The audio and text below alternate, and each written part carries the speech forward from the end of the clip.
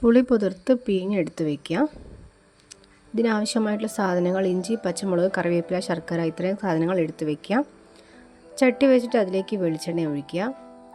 വെളിച്ചെണ്ണ ചൂടായി വരുമ്പം ഇഞ്ചി അതിലേക്ക് ഇടുക.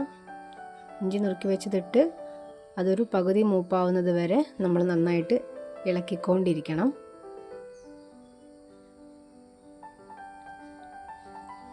ഇഞ്ചി പകുതി മൂപ്പായതിന് ശേഷം പച്ചമുളകും കൂടെ ഇടുക. എന്നിട്ട് നന്നായിട്ട് ഇളക്കി കൊടുക്കുക. കുറച്ച് നേരം ഇഞ്ചിയും പച്ചമുളകും ഇളക്കി ബ്രൗൺ കളറായതിനു ശേഷം നമ്മൾ കുറച്ച് കറിവേപ്പില കൂടി ഇട്ട് കൊടുക്കുക. വീണ്ടും നന്നായിട്ട് ഇളക്കി കൊടുക്കുക.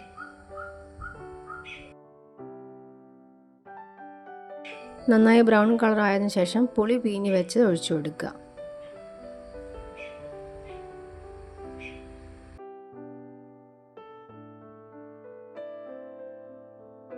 പുളി പിഴിഞ്ഞൊഴിച്ച സമയത്ത് തന്നെ നമ്മൾ കുറച്ച് മഞ്ഞൾപ്പൊടിയും മുളക് പൊടിയും ഇട്ട് കൊടുത്തിട്ട് നന്നായിട്ട് ഇളക്കി കൊടുക്കുക. മഞ്ഞൾപ്പൊടിയും മുളക് പൊടിയും ഇട്ട് മിക്സ് ചെയ്തതിന് ശേഷം കറിവേപ്പില കൂടി ഇട്ട് കൊടുക്കുക. പുളി നന്നായിട്ട് തിളച്ച് വരുമ്പോൾ അതിലേക്ക് ആവശ്യമായിട്ടുള്ള ഉപ്പ് ഇട്ട് കൊടുക്കുക.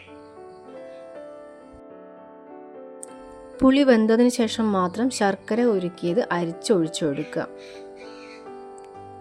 നന്നായിട്ട് ഇളക്കുക.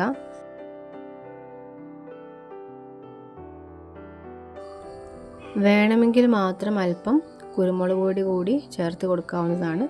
നിർബന്ധമില്ല, ഓപ്ഷണലാണ്.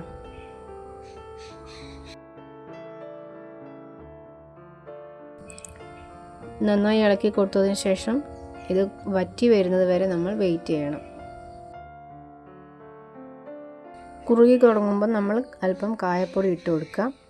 കായപ്പൊടി ഇട്ട് കഴിഞ്ഞാൽ പിന്നെ നമ്മൾ ഒരു 5 മിനിറ്റ് മാത്രമേ തിളപ്പിക്കേണ്ട ആവശ്യമുള്ളൂ.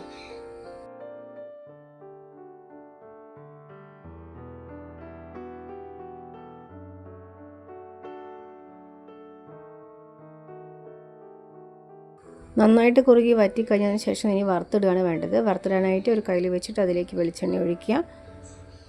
സാധാരണ പോലെ തന്നെ കടുക് ഇടുക. കടുക് പൊട്ടി തുടങ്ങുമ്പം ഉണക്കമുളകും കറിവേപ്പിലയും ഇടുക. അത് കഴിഞ്ഞ് നമ്മൾ തയ്യാറാക്കി വെച്ചിരിക്കുന്ന പുളിയിഞ്ചിയിലേക്ക് അത് ചേർത്ത് കൊടുക്കുക. അതിനുശേഷം കുറച്ച് ഉലുവ എടുത്തിട്ട് വറുത്ത് അതും പൊടിച്ച് ചേർത്ത് കൊടുക്കുക.